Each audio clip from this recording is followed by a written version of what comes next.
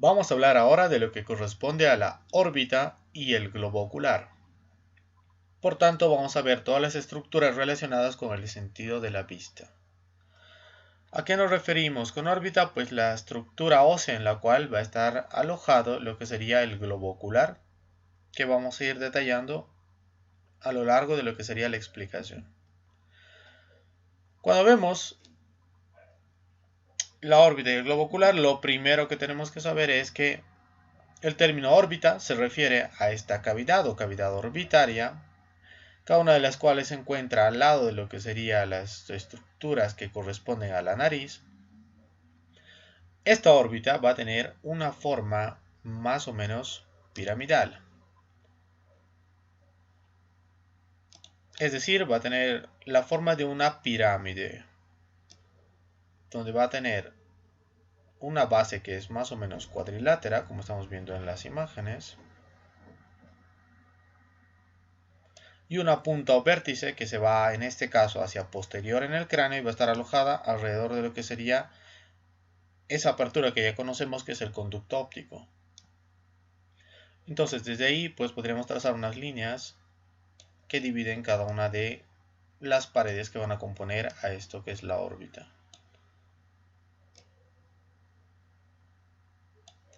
Pues bien, es una estructura más o menos como la que estamos viendo. Entonces tenemos una base cuadrangular, 4 paredes y un vértice. Las paredes de lo que serían la órbita van a ser una pared medial, que va hacia lo que sería la cavidad nasal, es decir, la pared de este lado. Una pared lateral, una pared superior, también conocida como techo de la órbita, y una pared inferior, también conocida como suelo de la órbita. Lo que corresponde a la pared medial de la órbita está compuesto básicamente por 4 huesos. La parte más posterior va a estar compuesta por lo que sería el esfenoides, en ese reborde de lo que sería el conducto óptico. Básicamente la unión entre lo que serían las alas del esfenoides y su cuerpo. El segundo hueso, que va a componer la mayor parte de lo que sería esta pared medial de la órbita, también conocida como pared nasal, va a ser el etmoides, que lo estamos viendo ahí en color amarillo. El tercer hueso va a ser el hueso conocido como lagrimal o unguis, que como vemos va a presentar lo que sería la fosa lagrimal, donde posteriormente va a estar alojado el saco lagrimal. Y el cuarto hueso va a ser la parte más inferior del hueso frontal. Esos 4 huesos componen entonces lo que sería la pared medial de la órbita. La pared superior de la órbita la vamos a identificar también como suelo de la órbita y lo hemos visto al ver lo que era la fosa craneal anterior. Como estamos viendo, va a estar compuesta básicamente por 2 huesos. La mayor parte está compuesta por lo que sería la porción orbitaria del frontal, es decir, todo esto de aquí.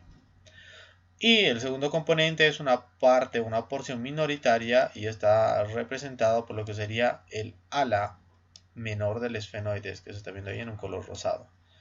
Por tanto, solo esos 2 huesos componen lo que sería el techo de la órbita, que es bastante delgado y va a separar lo que sería la fosa craneal anterior de lo que sería la cavidad orbitaria.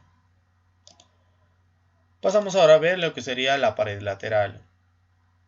La pared lateral de la órbita va a estar compuesta básicamente por solo 2 huesos, o mejor dicho, 2 porciones de huesos. Vamos a tener que en la parte más anterior va a estar compuesto por esto de aquí, que es la apófisis frontal del hueso cigomático o malar, y el segundo hueso que lo compone sería el ala mayor del esfenoides, que va a estar separada de lo que sería el techo de la órbita por medio de esta fisura, que es la fisura orbitaria superior, que ya hemos visto al ver lo que era cráneo, y que va a estar atravesada por estructuras vasculares y nerviosas muy importantes para la órbita. Pasamos a ver ahora lo que sería el suelo de la órbita. Este suelo de la órbita, también conocido como pared inferior, va a estar básicamente representado por lo que sería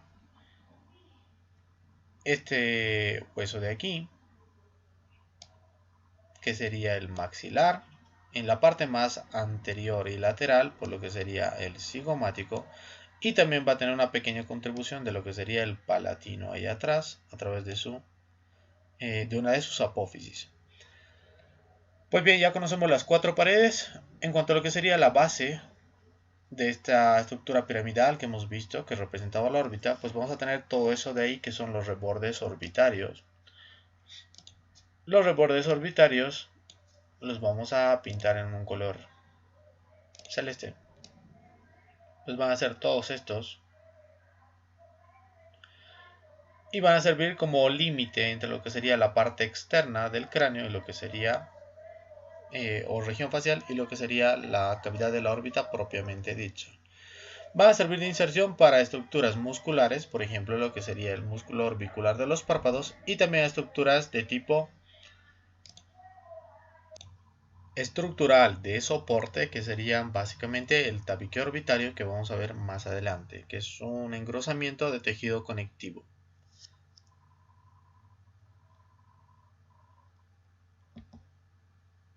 Pues bien, continuando con lo que sería la explicación, vamos a ver que si hacemos un corte transverso, es decir, un corte que pase por este nivel, de lado a lado en el cráneo, nosotros veríamos más o menos la siguiente configuración. Encontraríamos que a cada lado de lo que sería la región nasal se encuentra una órbita de forma piramidal, como estamos viendo ahí, de una base cuadrilátera y de un vértice que se extiende hacia posterior y medial,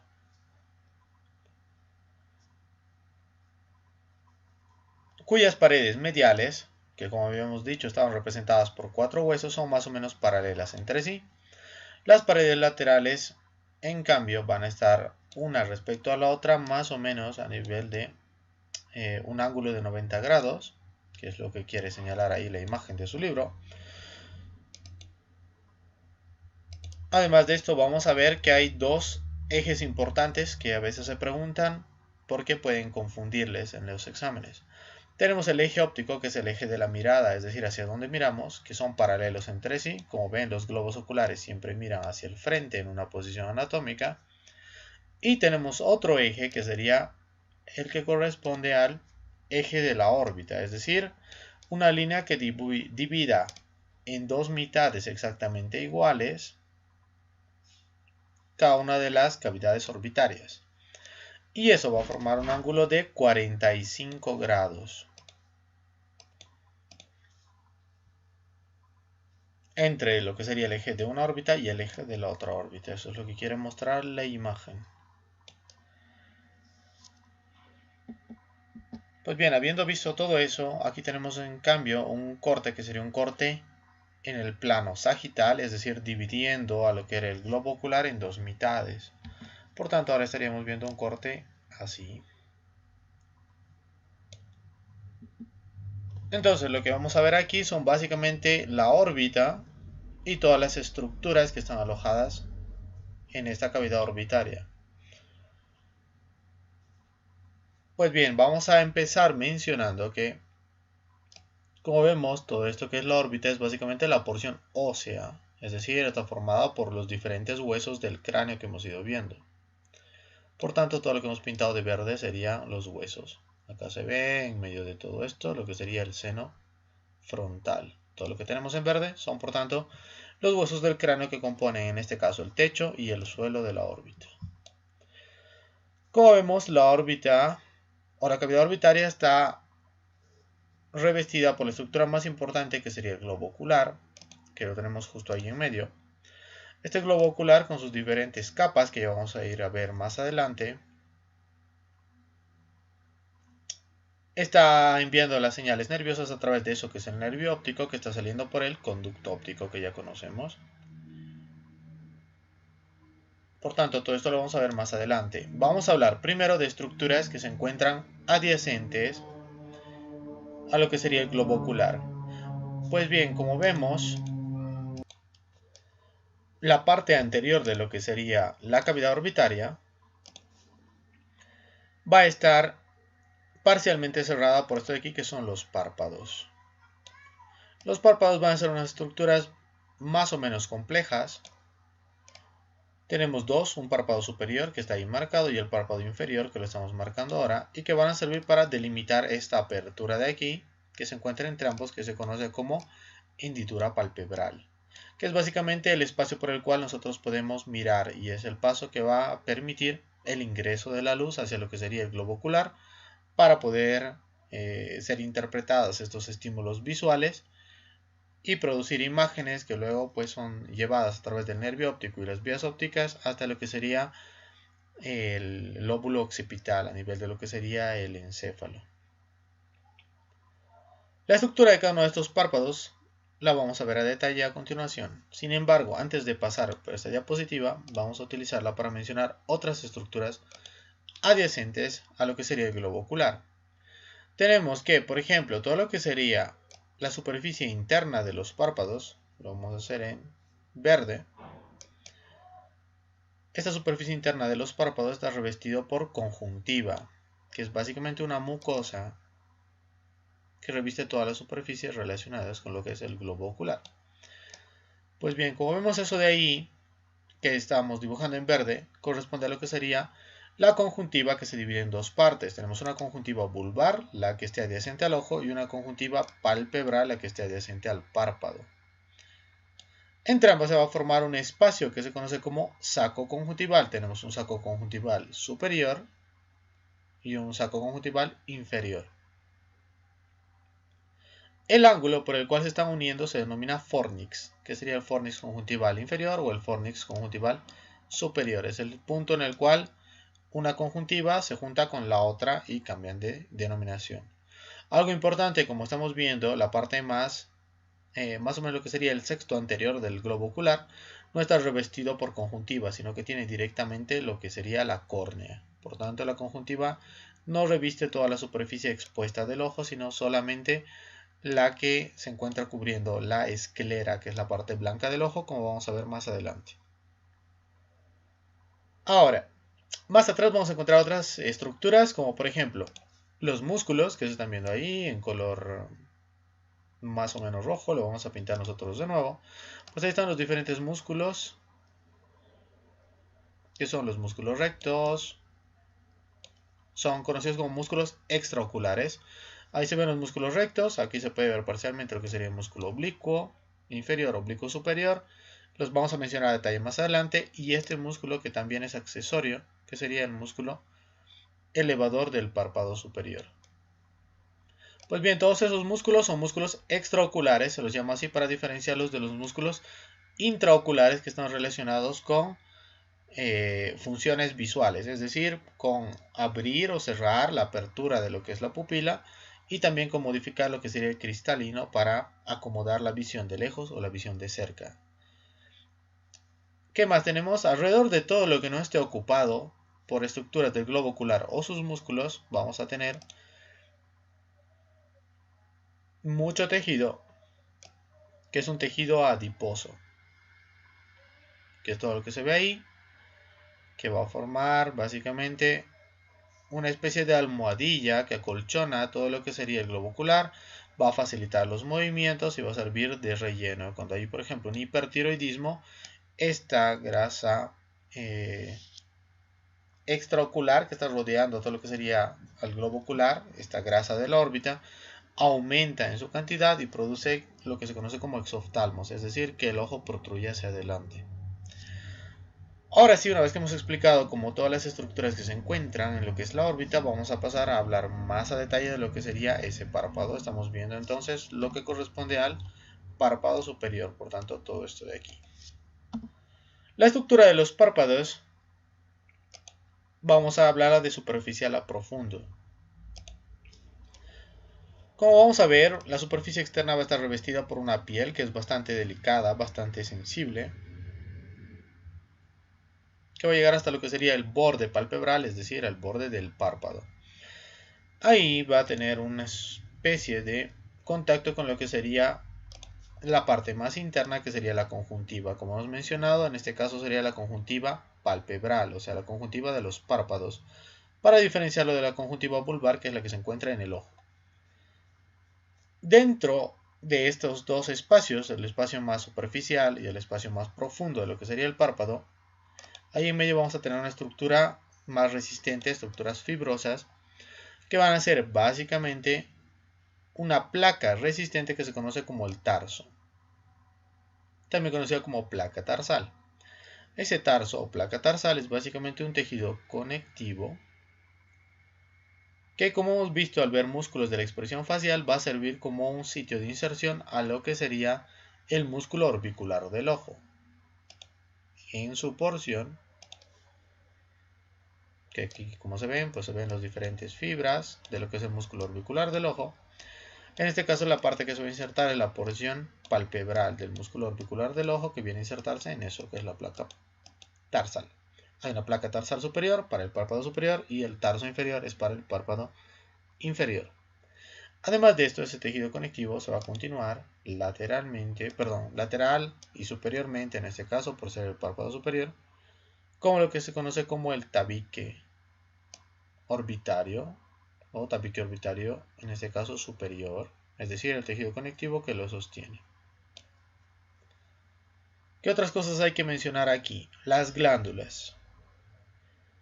En la parte más inferior, como estamos viendo, cerca de lo que sería el borde palpebral, están saliendo esos de ahí que son los cilios o pestañas, que tienen como función proteger lo que sería el globo ocular, ayudar a lo que sería la filtración de partículas que estén llegando hacia lo que sería el ojo. También aportan información sensitiva, por ejemplo, son muy sensibles a la palpación y hacen que nosotros cerremos el párpado. Y también van a ayudar a proteger en algo de lo que sería la luz directa del sol.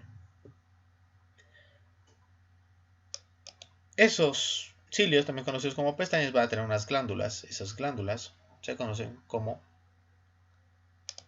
glándulas ciliares. Van a estar ahí cerca de su base, las vamos a pintar de color verde. Estas glándulas ciliares van a dar una secreción similar a la secreción sebácea que se produce en todas partes de lo que sería el cuerpo para mantener a esos cilios o pestañas en buenas condiciones. Puede infectarse e inflamarse en lo que se conoce como el orzuelo. Hay otras glándulas con las cuales no tienen que confundirse, que son las glándulas que se encuentran ahí al interior del tarso, que también da una secreción oleosa, pero que en este caso va a ser distribuida principalmente hacia lo que sería la conjuntiva para mantenerla humectada y especialmente para formar un reborde que disminuya lo que sería una capa protectora que disminuya lo que sería el rozamiento entre las conjuntivas, y también va a formar un reborde oleoso que no permite que las lágrimas salgan por la hendidura palpebral en condiciones normales. Si se produce excesivamente lágrimas, por ejemplo cuando una persona está llorando, ahí sí pueden pasar ese reborde de secreción oleosa que se ha producido en las glándulas tarsales. La inflamación de estas glándulas tarsales se conoce como chalación, que es diferente del orzuelo. Chalación, inflamación de glándulas tarsales; orzuelo, inflamación de glándulas ciliares o de las pestañas. Pues bien, en el libro de anatomía de Moore vemos también otra imagen ampliada, que sería básicamente esta de aquí. Como ven, pues es un corte a través de esto de acá, que sería el nervio óptico, también conocido como segundo par craneal. Cuando nosotros veamos esa estructura en un corte transverso, entonces estamos viendo que tiene varias partes o varias porciones. Lo primero que deberíamos saber es que en su cobertura más externa, es decir, la parte más superficial, tiene las mismas vainas que tiene el encéfalo. Lo hemos visto al ver coberturas del cuero cabelludo y del encéfalo. Va a tener las tres cubiertas normales de todo lo que sería el sistema nervioso central, que son la dura madre, que es la más externa y resistente. Por dentro de esta vamos a tener la aracnoides, que es la más vascular. Debajo tenemos un espacio subaracnoideo, por tanto tiene líquido cefalorraquídeo.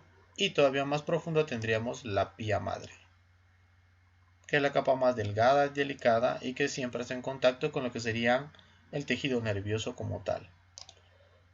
Además de esto, por dentro vamos a ver que se encuentran ahí en todo lo que es el color amarillo, pues los axones o las fibras nerviosas que están llevando los impulsos, transmitiendo información de tipo sensorial, es decir, todo lo que podamos ver. Y al centro de todo esto se encuentran dos vasos que son los vasos más importantes para este nervio óptico, la arteria central de la retina y su par, que es la vena central de la retina.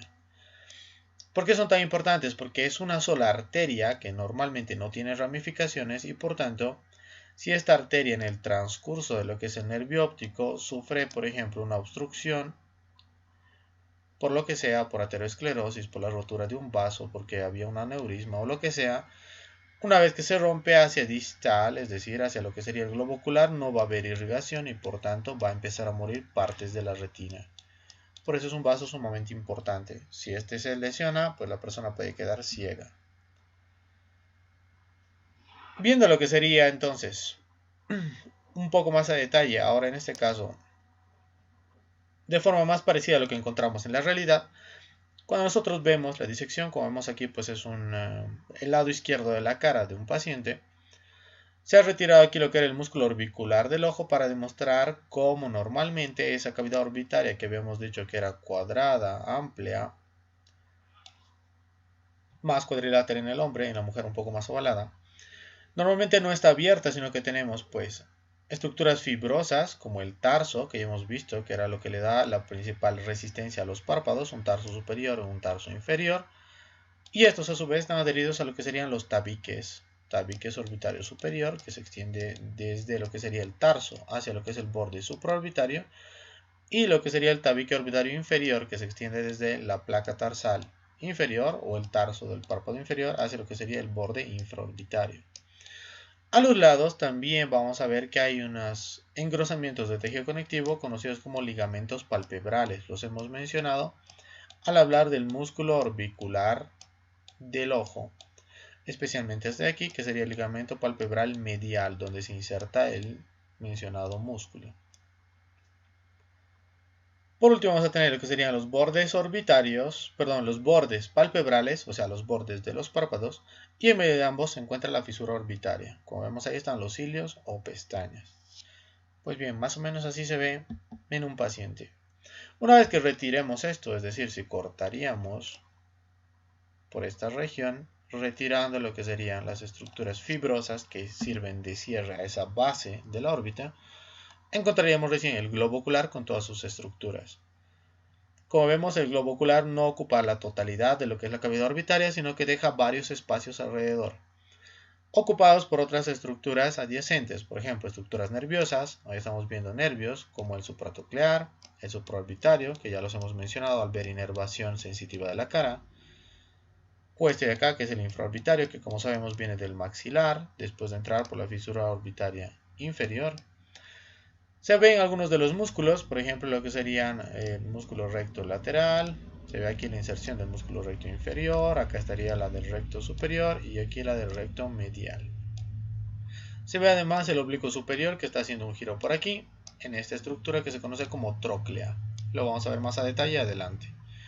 ¿Qué otras estructuras se encuentran en la órbita que no habíamos mencionado? Esta de aquí, que es la glándula lagrimal, donde se producen las lágrimas. Y estas estructuras de aquí que están relacionadas con lo que sería el drenaje de las lágrimas. Las lágrimas que se producen aquí son partidas hacia lo que serían los sacos conjuntivales, van a humectar todo lo que es el globo ocular y luego se dirigen hacia la zona de drenaje, es decir, el saco lagrimal, el conducto nasolagrimal, los puntos lagrimales, lo que vamos a explicar casi inmediatamente a continuación. Entonces, hablando de esa estructura que es la que produce las lágrimas, vamos a mencionar todo lo que es el aparato lagrimal. Entonces, ¿qué es el aparato lagrimal? Es el conjunto de estructuras encargadas de producir y evacuar o drenar lo que serían las lágrimas. ¿Para qué existen las lágrimas? Pues sirven para humectar todas las superficies expuestas del globo ocular. También tienen propiedades antibióticas, por ejemplo tienen la lisozima, que es una enzima que destruye las bacterias. Se puede encontrar también diversas secreciones como anticuerpos y además va a servir para lubrificar, es decir, para que el movimiento de los párpados al abrir y cerrar no irrite lo que sería estas estructuras anteriores del globo ocular.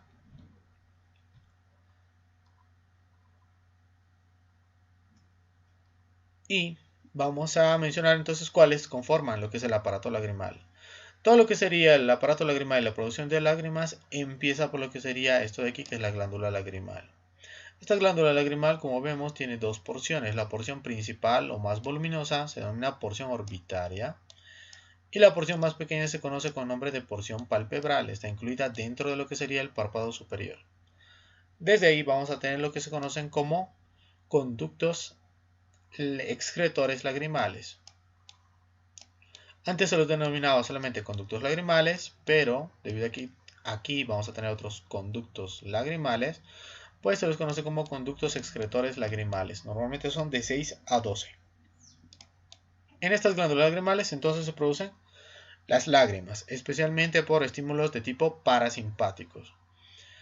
Esas lágrimas entonces van a ser luego secretadas hacia lo que sería la parte interna de ese párpado, como estamos viendo, el párpado superior.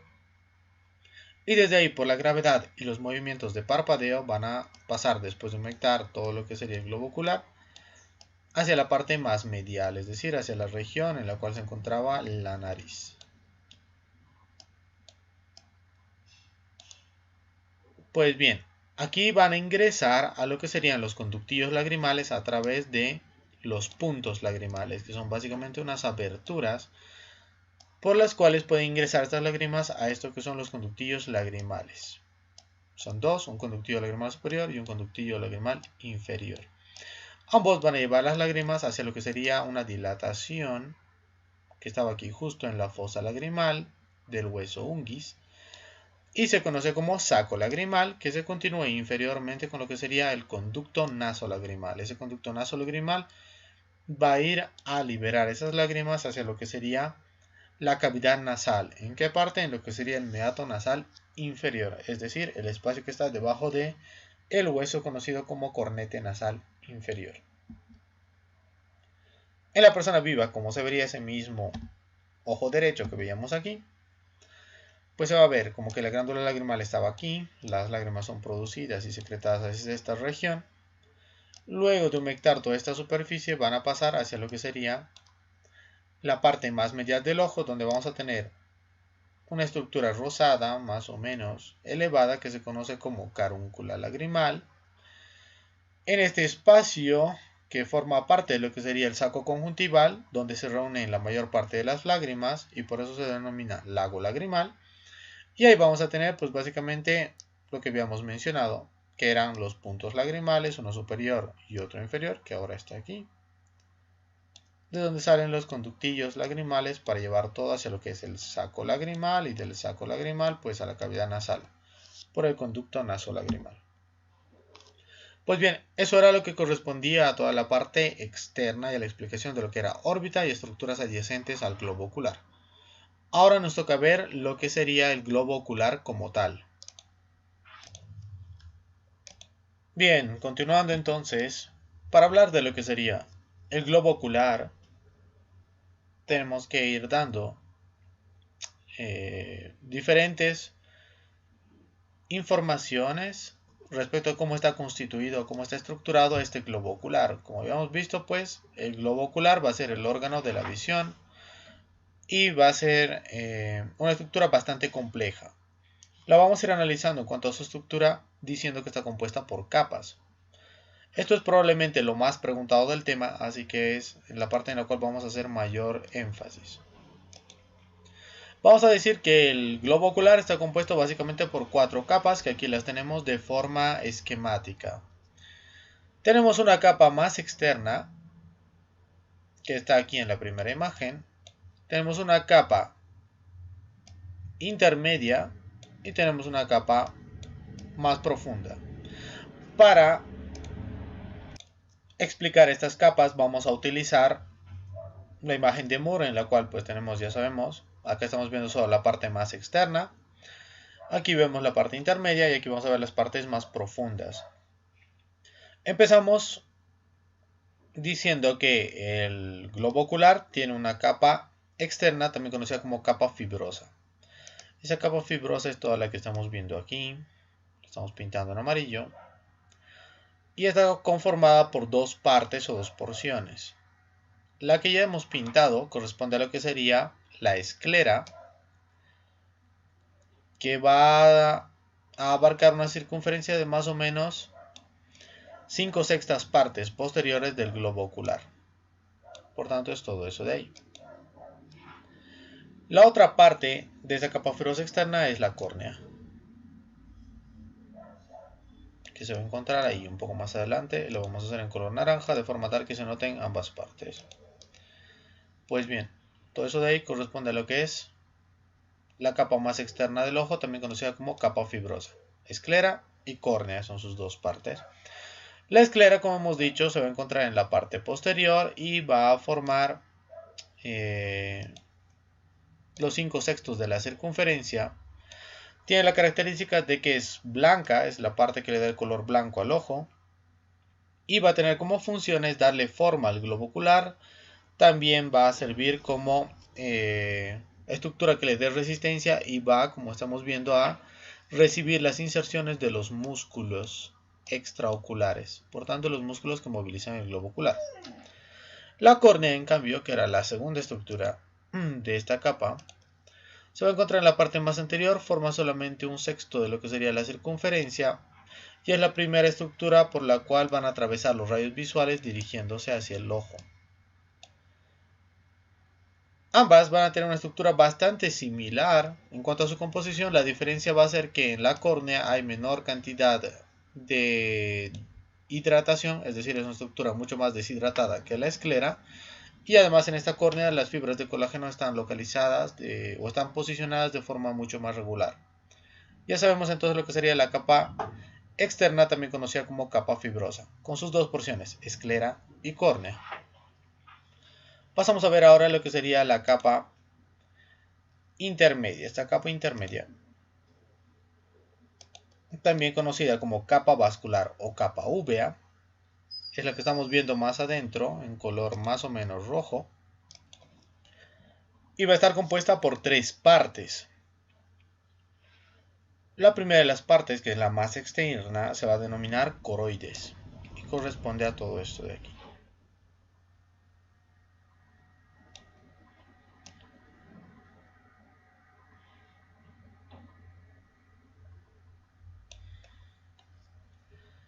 Esa coroides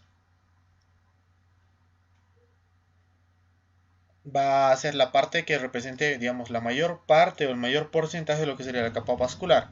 Sin embargo, esta capa vascular úvea tiene también lo que sería el cuerpo ciliar, que sería la segunda parte. Como vemos, es una parte un poco más dilatada, más voluminosa. Y también tiene al iris. Por tanto, esas son las tres partes o porciones de lo que sería la capa vascular o capa media. Ahora, explicando cada una de estas partes, vamos a empezar hablando de lo que sería, pues,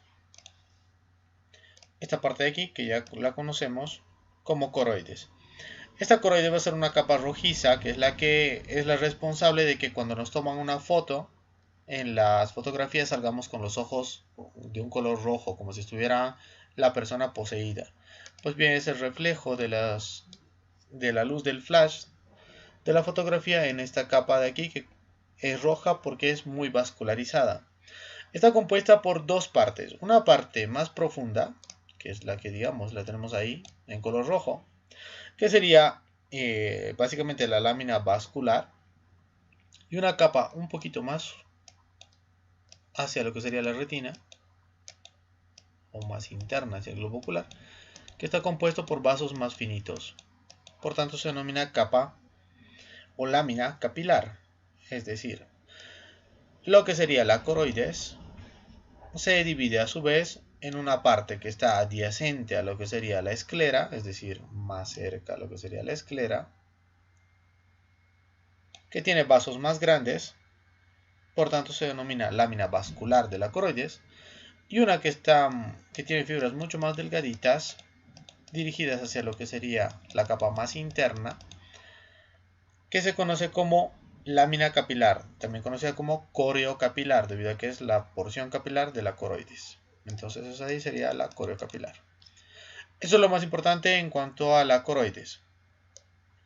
Entonces, hay que saber qué es la parte más importante o de mayor superficie de lo que sería la segunda capa o capa vascular, también conocida como úvea, y es la responsable de dar irrigación a todas las estructuras del globo ocular. Por tanto, una lesión aquí podría dar una isquemia a nivel de lo que sería la retina y por tanto ceguera. Pasamos a la segunda estructura que sería el cuerpo ciliar. Cuando hablamos de lo que sería el cuerpo ciliar es un engrosamiento de esto que es la capa vascular, también conocida como uvea, y va a tener la característica de que también se divide en dos porciones. Tenemos una porción muscular y una porción vascular. Cuando hablamos de la porción muscular, va a ser básicamente lo que se conoce como el músculo relacionado con lo que sería el reflejo de la acomodación. Es decir, es un músculo ciliar que se une a las fibras del aparato suspensor del cristalino, que es una estructura que se encontraría aquí, unida, como hemos dicho, pues lo que es el aparato suspensorio, que son básicamente fibras que irradian desde ese cristalino y lo unen a lo que sería el cuerpo ciliar, más precisamente su porción conocida como músculo ciliar. ¿Para qué va a servir? Cuando se contraiga, va a producir que este cristalino se vuelva más esférico y por tanto sirva para lo que se conoce como reflejo de acomodación, es decir, por ejemplo, para leer, para la visión de cerca. Por tanto, está estimulado por lo que sería el sistema nervioso parasimpático. Lo vamos a ver un poquito más adelante. Su otra porción es la porción vascular. ¿Para qué va a servir la porción vascular de ese cuerpo ciliar? La porción vascular del cuerpo ciliar va a servir para producir un líquido que se conoce como humor acuoso, que va a estar ocupando lo que serían la cámara anterior y la cámara posterior del globo ocular. Pasamos ahora a ver lo que sería el iris, que sería la tercera parte de la capa media, también conocida como uvea. Esta tercera parte, que sería el iris, va a ser la parte que le da el color a los ojos. Es decir, si una persona tiene ojos verdes es porque el iris es verde. Entonces, si tiene ojos de color azul o color celeste o el color que ustedes quieran, pues es el iris.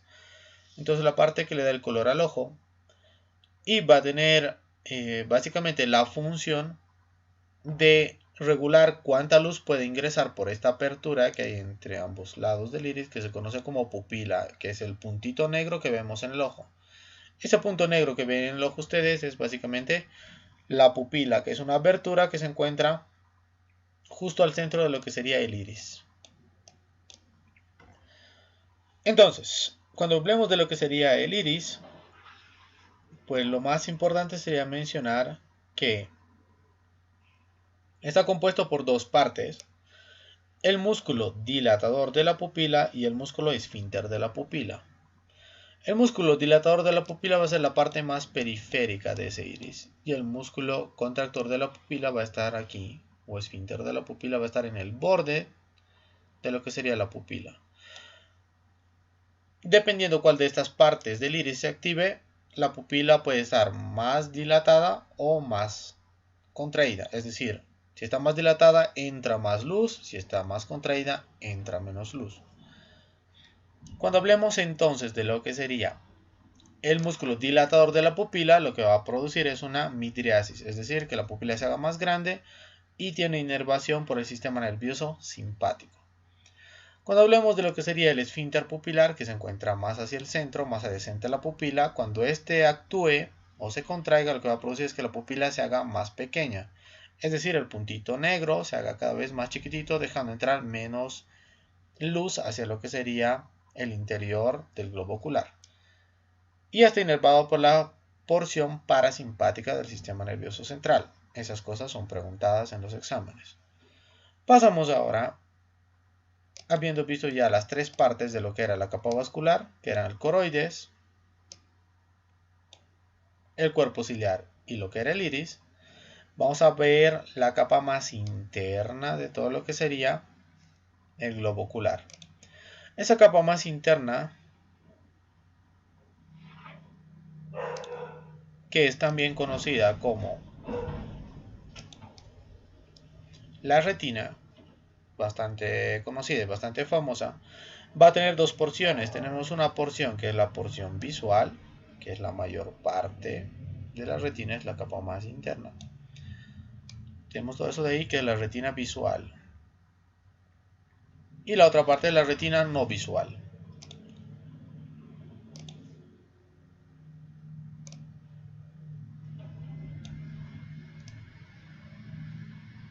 Pues bien, esa retina visual va a tener la característica de que se extiende por la mayor parte de la superficie interna del globo ocular, como vemos ahí, y está compuesta por conos y bastones, es decir, células que perciben los estímulos visuales. Los conos van a percibir los colores y los bastones van a percibir los tonos de grises. Esta se va a encontrar recubriendo todo lo que sería la superficie interna del globo ocular, excepto en un punto que sería el disco óptico, que es básicamente el punto ciego, es decir, esta parte de aquí, donde está entrando el nervio óptico. Ahí no existe retina, ¿por qué? Porque por ahí está ingresando lo que es el nervio óptico y todas sus fibras nerviosas, y por tanto ahí no hay percepción de la vista, se lo conoce como punto ciego. Para compensar esto, sin embargo, adyacente a esta estructura, o sea, muy cerca a ese lugar, vamos a tener el punto o el sitio que tiene mayor agudeza visual, que es una parte más o menos deprimida, la vamos a marcar en negro, dentro de lo que sería la retina, va a estar por aquí. Esa es la zona de mayor agudeza visual porque tiene una mayor concentración de conos y bastones, especialmente de conos. Entonces la zona con la cual vamos a ver con mayor detalle tiene una depresión que se conoce como fóvea central, que mide más o menos 1.5 milímetros. Y dentro de esta todavía hay una zona más deprimida que sería la foveola, que es todavía más aguda para la visión. Y en este caso va a estar más deprimida porque no tiene la red capilar, es decir, esta parte de aquí, que era la segunda capa, capa vascular o capa úvea, no va a estar presente en lo que se conoce como foveola, que está dentro de la fóvea central, que a su vez está dentro de la mácula, que es la estructura de mayor agudeza visual, o la porción de la retina con la cual vemos mejor. Eso es en cuanto a lo que sería la retina visual. La retina no visual, en cambio, va a tener dos partes de acuerdo a cómo está revistiendo por la superficie interna de determinadas estructuras. Entonces vamos a tener una porción ciliar, si está revistiendo el cuerpo ciliar internamente, o sea, por ahí. Y la otra porción que sería la porción iridial, es decir, si está revistiendo al iris por dentro. Por tanto, ahí. O sea, esta parte de aquí. Ambas partes o porciones de la retina se van a unir por una zona que se conoce como ora serrata. Es decir, retina visual y retina no visual se unen por medio de una zona que se conoce como ora serrata. Pues bien, básicamente eso es globo ocular. Como es tan importante eso del globo ocular, pues lo vamos a dibujar de nuevo haciendo una explicación más rápida ahora que ya saben más o menos cómo está compuesto el globo ocular. Cuando hablamos de lo que es el globo ocular, entonces hemos dicho que tiene tres capas. La capa más externa, que es la que vamos a dibujar ahora, se conoce como capa fibrosa, capa externa o capa fibrosa, que tiene dos partes o porciones. La esclera, que es la parte blanca del ojo, donde se van a insertar los músculos extraoculares y que le va a dar su forma y resistencia al globo ocular. Y la segunda parte de esto pues va a ser básicamente la parte conocida como córnea, que es una región transparente y es el primer medio de refracción por el cual tienen que atravesar los rayos de luz para ingresar a lo que sería el globo ocular. Entonces, todo eso es capa externa o capa fibrosa, esclera y córnea. Por dentro de esta vamos a tener otra capa que la habíamos dibujado pues con color rojo y vamos a mantenerla con color rojo. Esta va a ser la capa vascular, también conocida como capa media o úvea. Va a tener tres porciones. La primera de sus porciones se conoce como coroides. va a llegar hasta más o menos ahí. Su segunda porción va a ser el cuerpo ciliar, que es una parte más dilatada, más voluminosa. Y su tercera porción va a ser el iris, que era la parte de color del ojo del globo ocular. Pues bien, ahí tenemos las tres partes. Hablando rápidamente de lo que era la coroides, que era la primera parte, es la que le va a dar irrigación a todo lo que serían las estructuras del globo ocular. Por tanto, tiene color rojizo, es la que le da el color rojo a las fotos cuando le llega el flash, y está dividida a su vez en dos capas o dos láminas. La parte más profunda, que es la que estamos viendo ahí en color grueso, pues tiene vasos sanguíneos más gruesos o voluminosos. Y una capa que está más hacia la retina tiene vasos sanguíneos muy delgaditos en forma de red y se conoce como capa o lámina capilar. Entonces tenemos que la coroides se divide en dos láminas, una de vasos grandes que sería la lámina vascular y una de vasos pequeños que es la lámina capilar, también conocida como coreo-capilar. La segunda parte de esa capa vascular obvia va a ser el cuerpo ciliar. Este cuerpo ciliar a su vez se divide en dos partes. Vamos a tener una parte que es muscular, que está relacionada con lo que sería básicamente se relaciona con lo que sería el ligamento suspensorio de lo que sería el cristalino. Por tanto, hace lo que sería el reflejo de acomodación. Y tiene otra capa, otra parte, perdón, otra porción. Si no es la porción muscular con M de muscular, pues otra porción va a ser la porción vascular. ¿Qué hace la porción vascular? Produce el humor acuoso, que es básicamente un líquido que ocupa la parte más anterior del ojo, básicamente la cámara anterior y la cámara posterior del ojo. ¿Qué tenemos que mencionar ahí? Que la porción muscular pues estaba sosteniendo una estructura que se conoce como el cristalino, que está aquí. Tiene una forma más o menos de un lente. Y es la que da el reflejo de acomodación, para ver si acomodamos la visión para ver lejos o para ver cerca. Es decir, para ver lejos, por ejemplo, un letrero en la calle, o para ver de cerca lo que serían, por ejemplo, las hojas de su libro.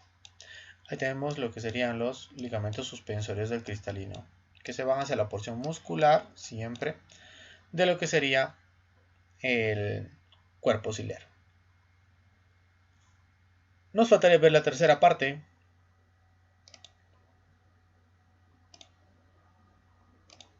Ahora sí, la tercera parte de lo que es esta capa intermedia, capa media, capa vascular o capa úvea, y corresponde a lo que es el iris.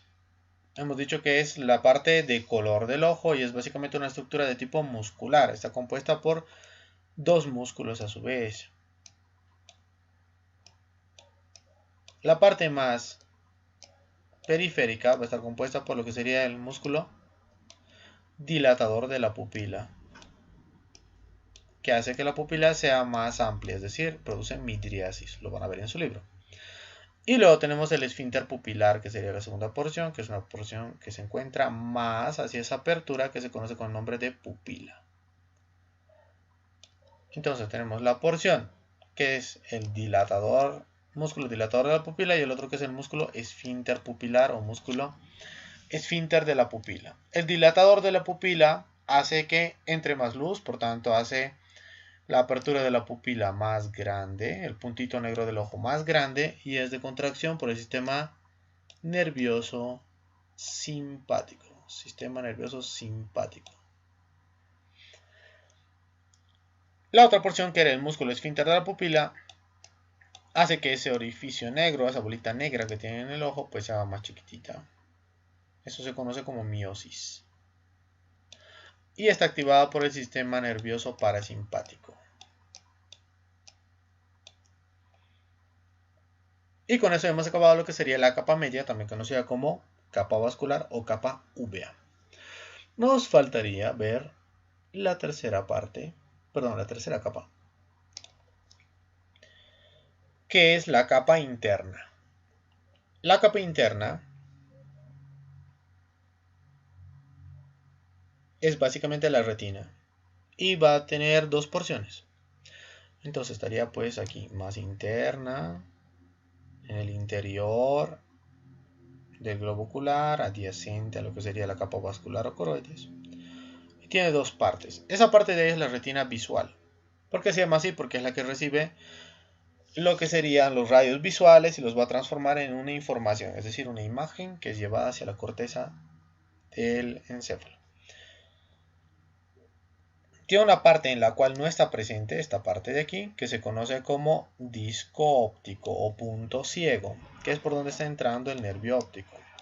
Pero en compensación va a tener aquí una partecita que es mucho más sensible, que se conoce como mácula lútea. ¿Por qué? Porque tiene un color más amarillento cuando hacemos el examen de ojo. Y además es deprimida. Por tanto va a tener ahí en esa depresión una región que se conoce como fóvea central. Y dentro de esa depresión una depresión más profunda que es la foveola. ¿Para qué sirve entonces esta mácula lútea con la fóvea central y la foveola? Para dar la máxima agudeza visual, es decir, para ver con la mayor cantidad de detalles. ¿Por qué? Porque tiene una mayor cantidad de conos y bastones. Toda la retina visual tiene conos y bastones, que son las células con las cuales podemos ver o percibir los estímulos luminosos. Pero aquí se encuentran en una mayor cantidad. La otra parte de lo que es la retina, que no es la retina visual que ya hemos visto, sino sería la retina no visual, va a tener dos nombres de acuerdo a que esté revistiendo. Si está revistiendo la parte interna de lo que sería el cuerpo ciliar, se va a denominar porción ciliar de la retina. Y si está revistiendo lo que es el iris, porción iridial de la retina. Aquí no hay conos y no hay bastones, por tanto no se pueden percibir estímulos visuales. Solamente van a tener células pigmentarias y células de sostén. ¿Qué otra cosa más podemos mencionar ya que estamos pues con esta imagen esquemática? Cosas que son preguntadas en el examen, como por ejemplo las estructuras que tiene que atravesar la luz para llegar hacia la retina y ser percibida como una imagen. Esos serían básicamente los medios de refracción del ojo. El primer medio de refracción del ojo es la córnea, es decir, esta estructura que vemos aquí, que como sabemos es parte de la capa fibrosa. El segundo medio de refracción que veríamos sería el líquido que se encuentra aquí. Vamos a dibujar una gotita para que se vea que ahí hay líquido. Que es el humor acuoso que estaba producido por la porción vascular de lo que sería el cuerpo ciliar. Entonces atraviesa ese humor acuoso que se encuentra tanto en la cámara anterior como en la cámara posterior del ojo. ¿Qué es la cámara anterior del ojo? Es el espacio que está entre la córnea, que estamos viendo ahí, y el iris, que estamos viendo aquí. Todo ese espacio de ahí en medio es la cámara anterior. ¿Y qué es la cámara posterior? Va a ser la que se encuentre detrás de lo que sería el iris y se extiende hasta lo que sería el ligamento suspensorio del cristalino y el cristalino. Entonces ahí tienen las dos cámaras, cámara anterior, cámara posterior. Bien, entonces, un rayo visual pasaba primero por la primera estructura de refracción, que es la córnea. La segunda estructura de refracción era el humor acuoso. La tercera estructura de refracción es el cristalino. Y la cuarta estructura de refracción es una especie de gelatina que se encuentra aquí por dentro en el ojo, que sería el humor vítreo. Entonces, medios de refracción, córnea, humor acuoso, el cristalino y el humor vítreo. ¿Qué cámaras hay en el ojo? Tenemos aquí lo que es la cámara anterior. Aquí tenemos lo que es la cámara posterior. Y donde está el humor vítreo, todo este espacio de aquí, todo esto grande, que está rodeado por la retina, se conoce como cámara póstrema del ojo. Por tanto, hay tres cámaras, anterior, posterior y póstrema. Anterior, posterior y póstrema. ¿Qué hay en la cámara anterior y en la cámara posterior? Pues está llena de humor acuoso. ¿Qué hay en la cámara póstrema? Está llena de humor vítreo. Eso es globo ocular. Como ven, no es difícil, pero sí requiere un cierto trabajo para irse aprendiendo. Pues aquí tenemos básicamente lo mismo en una imagen del libro. Pero aquí se ve el globo ocular, pues como si la persona estuviera en decúbito. Ahí pueden ver las diferentes capas, ya las hemos mencionado. La capa fibrosa, que está más afuera, aquí blanca sería la esclera. Y esta parte de la capa fibrosa que está adelante sería la córnea, el primer medio de refracción. Dentro de lo que sería la siguiente capa, que era la vascular, pues aquí tendrían todo lo que corresponde a la coroides, que tiene sus dos láminas, su lámina vascular y su lámina capilar. Aquí tendríamos lo que es el proceso ciliar, con sus dos partes, muscular, que hace el reflejo de acomodación, o está relacionado con el cristalino, y la segunda parte, que es la que produce el humor acuoso, y la tercera parte estaría por aquí, que era básicamente el iris, es decir, la parte que le da color al ojo. Y en la capa más interna teníamos la retina. La retina tenía dos partes, retina visual, que sirve para ver atrás, y la retina no visual, que puede recibir dos nombres, porción iridiana de la retina o porción ciliar de la retina. No tiene conos y no tiene bastones, por tanto no podemos percibir estímulos visuales con la porción no visual de la retina.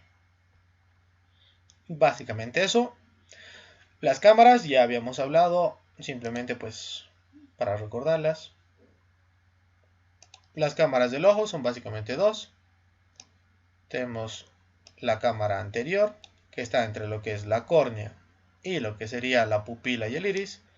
La cámara media, que está entre la pupila, el iris y el cristalino, que está ahí atrás. Y la cámara postrema del globo ocular, que está llena de humor vítreo. Los medios de refracción los volvemos a repetir porque entran en los exámenes. Primero córnea, segundo el humor acuoso de la cámara anterior o de la cámara posterior, humor acuoso. Tercero el cristalino y cuarto el humor vítreo. Bien, básicamente aquí se ve pues lo mismo que habíamos visto. Por ejemplo, cuando hablamos de lo que era la pupila y el iris, aquí se ve la pupila, que es ese espacio, y aquí se ve pues pupila, el espacio negro. Bueno, lo que se ve negro en nuestro ojo, ese puntito negro al centro de la estructura de color que es el iris. Y aquí se ve la estructura del iris con sus dos porciones que habíamos hablado. Músculo dilatador de la pupila, que es de inervación simpática. Músculo esfínter de la pupila, que es de inervación parasimpática. ¿Cómo se ve un globo ocular normal? Pues así. Entonces, cuando hay una dilatación, ¿qué se llama? Se llama midriasis, es decir, la parte negrita del ojo se dilata, como se ve ahí en la imagen, pues crece. Eso es inervación simpática. Y se va a dar normalmente cuando haya una reacción de lucha o huida o cuando esté muy oscuro. Cuando haya mucha exposición a la luz o se activa el sistema nervioso parasimpático, en cambio, la pupila se va a hacer más chiquitita, es decir, va a haber una miosis. Y eso es debido a la contracción del músculo esfínter de la pupila. El globo ocular además puede hacer un reflejo que se llama reflejo de acomodación. ¿Qué es el reflejo de acomodación? Es básicamente un reflejo por el cual el cristalino, que como hemos dicho era la tercera estructura por la cual tienen que atravesar la luz para llegar hacia lo que es la retina, o sea el tercer medio de refracción de los cuatro que existe, puede cambiar de forma para adaptar la visión de lejos, como se ve aquí, o la visión de cerca, como se ve aquí. Para la visión de lejos, el lente, es decir, lo que sería el cristalino, está relajado, está estirado, como lo ven, pues está más alargado, debido a que no hay una contracción del músculo ciliar. Cuando necesitamos ver de cerca, por ejemplo, para leer, lo que necesitamos es activar el músculo ciliar o la porción muscular del cuerpo ciliar para que se contraiga y de esa forma pues cambie la forma de lo que sería el cristalino y se vuelva más esférico y podamos ver de cerca. Esta es una estimulación de tipo parasimpática. Para visión de cerca o visión con contracción de lo que sería el músculo ciliar, necesitamos activación parasimpática. Cosas preguntadas en los exámenes. Llegamos a prácticamente lo último del tema, que son los músculos. En este caso, músculos extraoculares. Cuando vemos los músculos extraoculares, en el libro de Moore lo tienen todo resumido en una tablita. Aquí lo tienen en imagen, por colorcitos. Y los vamos a ir explicando. Pues bien. Los músculos extraoculares, como se ve en la tabla, son básicamente 7. También conocidos como músculos extrínsecos del ojo. Vamos a tener 4 rectos, que como ven pues son los que tienen una forma más o menos recta. Este es un globo ocular del lado derecho. Y la persona está mirando al frente, aquí estaría pues la nariz. Pues bien, tenemos entonces este músculo que está en azul, que es el recto lateral. Ahí se ve en morado el músculo recto medial. Acá arriba vemos el recto superior en amarillo y aquí en púrpura el recto inferior. Por tanto hay 4 músculos rectos: el recto superior, inferior, medio y lateral. Tenemos además 2 músculos oblicuos, que serían el oblicuo superior. Aquí está uno, en color amarillo. Y en color verde tenemos el oblicuo inferior. Por tanto hay 2 oblicuos: oblicuo superior, oblicuo inferior. Y el último músculo que no estamos mencionando aquí sería pues básicamente este de acá, que sería el músculo elevador del párpado superior, que es este de aquí. Cuya función es, como su nombre dice, pues elevar el párpado superior y ampliar lo que sería la hendidura palpebral, es decir, la parte por la cual entra la luz hacia lo que sería el ojo. La parte que cerramos cuando queremos dormir. ¿Cómo se va a aprender esta tabla entonces? Fácil, todos los rectos, como están viendo, vamos a cambiar a color rojo que sea un poquito más. Bueno, todo lo que serían rectos tienen su mismo origen, que sería el anillo tendinoso común. ¿Qué es el anillo tendinoso común? Es esta estructura tendinosa resistente que está envolviendo lo que sería el conducto óptico que hemos visto al ver esfenoides y al ver órbita al inicio de la clase. Desde ahí salen todos, como están viendo, todos los rectos. Por tanto, el origen está fácil. Todos los rectos vienen de lo que sería el anillo tendinoso común. Y las inserciones musculares, pues todos van a la esclera, que es la parte blanca del ojo. Como ven, pues todos van a ir a diferentes partes de la esclera. ¿En qué parte? En la zona adyacente, en la que la esclera se transforma en córnea. Como hemos dicho, esas dos partes son de la capa externa o fibrosa del globo ocular. Donde una parte se transforma en la otra parte y cambia de nombre, ahí se insertan esos músculos.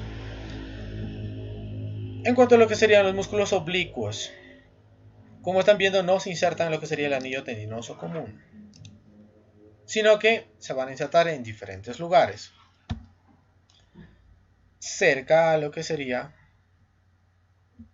en el caso de lo que sería el oblicuo superior, que lo estábamos viendo, pues aquí tendríamos la órbita. Como hemos dicho, para todos los rectos había aquí una estructura más o menos circunferencial, resistente, de tejido conectivo, que es el anillo fibroso, también conocido como anillo de Sim. De ahí salen todos los rectos. En el caso de lo que sería el oblicuo superior, pues el oblicuo superior va a salir un poco más medial y superior a lo que sería ese anillo tendinoso. Desde ahí se va a dirigir superior lateralmente hacia una estructura que se encuentra aquí, que es la tróclea, que es la que vemos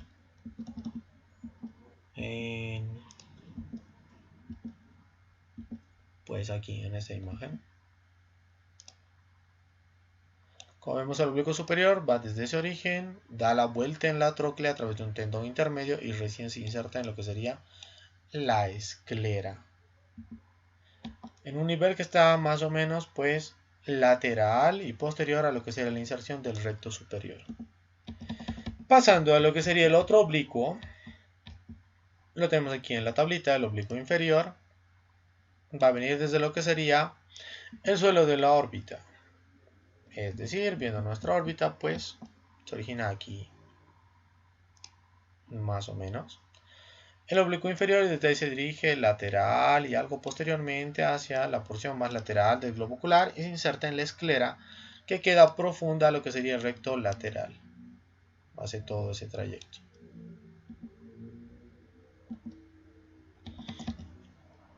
Y el último que nos faltaría, que sería el elevador del párpado superior, se inserta en esta zona superior a lo que sería el anillo tendinoso o anillo de Sim. Y desde ahí va por la parte más superior de la órbita hacia el párpado. Esos son los orígenes e inserciones de cada uno de los músculos. La inervación, que es probablemente lo más preguntado, es bastante fácil también. Como regla general, vamos a decir que todos los músculos del globo ocular están inervados por el tercer par craneal. Lo único que tienen que hacer es aprenderse las excepciones, cuáles no están inervados por el tercer par craneal. Entonces, el oblicuo superior, que está inervado por su propio par craneal, que es el par craneal 4, se escribe así en números romanos, lo encontrarán así en el examen. Pues ese cuarto par craneal, que se escribe así, también conocido como troclear o patético, va a servir para dar inervación a este músculo oblicuo superior. Es el único músculo de todos los del globo ocular que está inervado por el cuarto par craneal. De hecho, es lo único que inerva ese par craneal. No sirve para nada más. La otra excepción que tienen que aprenderse es que el recto lateral tampoco está inervado por el tercer par craneal, sino que está inervado por el par craneal número 6. Es decir, pues eso, una B y una I. Ese sexto par craneal, también conocido como motor ocular externo o nervio abducens. Nervio abducens, nervio motor ocular externo o nervio par craneal 6 o par craneal 6, como quieran decirle, pues tiene sus tres nombres. Abducens par craneal 6 o nervio del motor ocular externo va a servir para inervar al recto lateral. Si no es el recto lateral y no es el oblicuo superior que tiene inervación diferente, todos los demás están inervados por el tercer par craneal. Ahora vamos a las acciones de cada uno de esos. Pues bien, como se podría deducir, aquí estamos viendo un globo ocular derecho, es decir, aquí estaría la parte de la nariz de la persona. Pues bien, el globo ocular derecho, ¿quién va a producir la abducción? O sea, que la pupila mire para allá, pues va a ser el recto lateral. El movimiento contrario lo va a hacer el recto medial. En el caso de lo que sería llevar la mirada hacia arriba, es decir, elevar la mirada o bajar la mirada, se van a necesitar acciones combinadas. En el caso de lo que sería elevar la mirada, si queremos elevar la mirada justo en la línea media, o sea, como la flecha que yo estoy dibujando, necesitamos que actúen ambos, este de aquí y este de aquí, que serían el recto superior y lo que sería el oblicuo inferior. Si solo actúa el recto superior, la mirada no se va a ir directamente hacia arriba, sino que se va a ir hacia arriba y en aducción. Y si actúa solamente el oblicuo inferior, la mirada se va hacia arriba pero en abducción. Si actúan los dos juntos, recién la mirada se va hacia arriba. En el caso de lo que serían los otros músculos que nos faltan, si solo actúa el recto inferior, la mirada se va pues para abajo y medialmente, es decir, produce una depresión de la mirada y también una aducción. Y el oblicuo superior hace un descenso o depresión, descenso de la mirada, pero también una abducción. Si queremos que se vaya hacia el medio, tienen que actuar los dos. Si queremos que descienda justo en la línea media, actúan ambos, tanto el oblicuo superior como el recto inferior.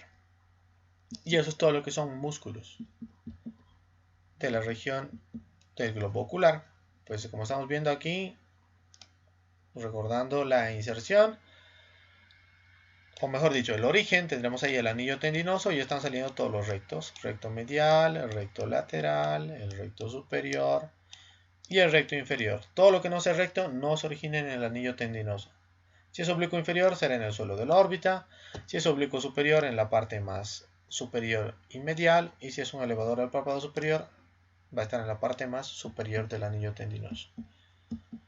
¿Qué otra cosa se pregunta? Lo último, que son las arterias de la órbita. Cuando hablamos de arterias de la órbita, lo más importante es saber que todas vienen de la arteria carótida interna. Por tanto, todas vamos a recordar todo lo que es la irrigación de lo que es la parte interna del encéfalo. Cuando habíamos visto forámenes de base de cráneo, habíamos dicho que existía un conducto carotídeo. Por ese conducto carotídeo llega hasta que es la arteria carótida interna.